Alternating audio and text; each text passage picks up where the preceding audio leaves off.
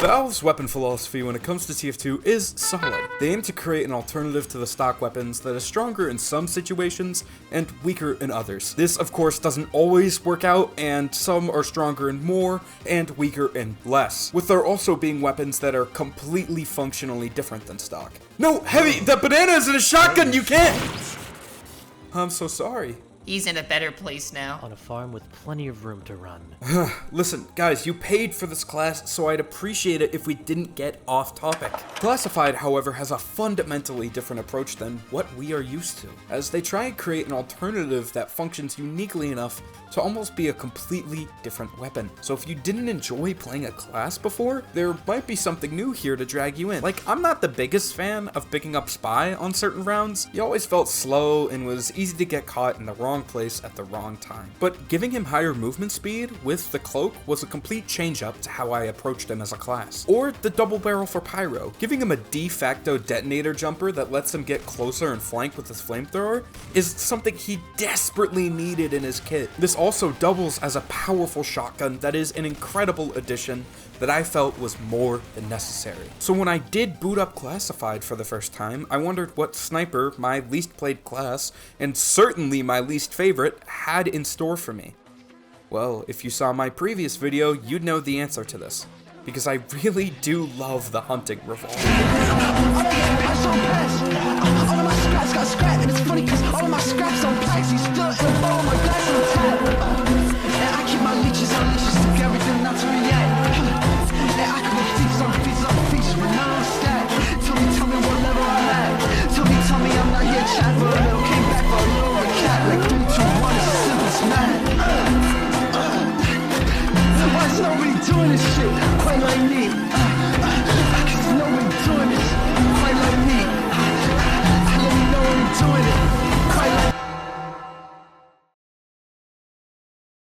The hunting revolver was added as a part of the Death and Taxes update in Classic before the rebrand, and also added pretty much everything else you like in this game. It's obvious that the primary slot for any class is important, but on Sniper, you get to decide as how you are gonna fuck up the entire game for everyone, and the revolver is a damn good way to do it. The stats in the loadout menu only tell you that it gives you 25 more health and has half the zoom, but if that was everything that this weapon was, I wouldn't be talking to you about it, much less asking you to subscribe, which you should do so that way I can hit 100k before. Shut up, asshole! One shot will do 40 base damage that can ramp up to 60 or fall to 21 depending on your distance, meaning it's a decent close-up defense, but shooting from the hip far away might as well be a strongly worded letter on why the blue team should stop pushing. What it excels at, however, is making your rifle fire that much quicker. What this does for you is help you deliver solid burst damage, making you better defended up close. So to viewers paying attention, this is beginning to sound pretty different from stock. And yeah, it is! Listen, my problem with me finding enjoyment from playing as Sniper was from the simple fact that none of his rifles were fun for me. It wasn't that fun of a time because of the slow, simple loop it was. Charging for seconds and then shooting an instant kill was never that rewarding for me. And more importantly, I despised the tunnel vision it gave me as a claustrophobic engineer main. So if a class's main gameplay loop was never that fun for me with no real viable alternatives, yeah, he's gonna be my least played class. However, the hunting revolver somehow got rid of those problems. It holds just 6 shots before you need to reload. Your ammo reserve sits at an alright 24 rounds total, so if you're spam firing into chokes, you may run out and have to go resupply somewhere. So staying near ammo packs or a dispenser is not the worst of ideas. Wait, hang on. I'm forgetting something. That you now have a channel membership for less than $1 that gets you access to videos a day early and your username at the end of the video? No, well, No, his refrigerator's still running. No, but, well, I mean, yeah, both. But it was so important to why I use this weapon. It's the reason I'm making this video at all. Hold on. Rewind that clip you just showed us. No, okay, not that far. No, there, right there. You hit that heavy in the head 3 times before he went down. For a sniper not using the hunting rifle, that would have been 1 single charge shot. Wait, that's it?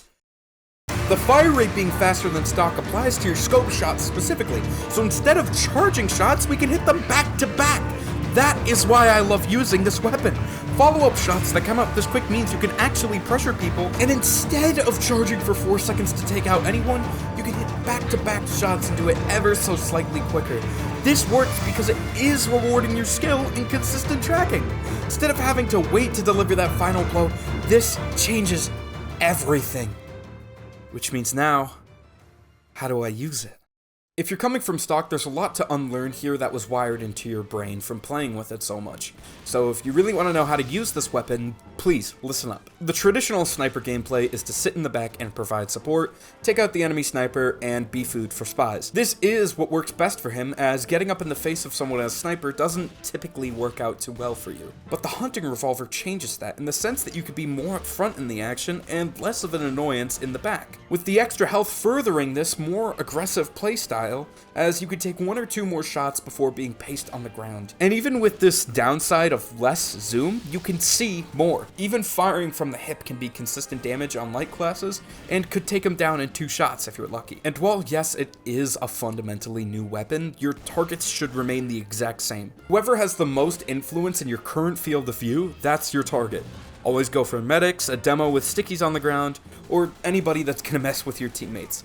Even if you can't land a good headshot, chip damage can still leave an impact and finish the job quicker. Strafing is also helpful if you want to avoid getting counter-sniped, but sometimes you just gotta stand still to get in tune with your mouse and just hit that shot. You should generally be a couple paces back from where the majority of your team is to cover flankers or anybody that needs just a little bit extra help escaping. And while flanking can work, just know when to pull out of a bad situation or to give your life to save a couple others.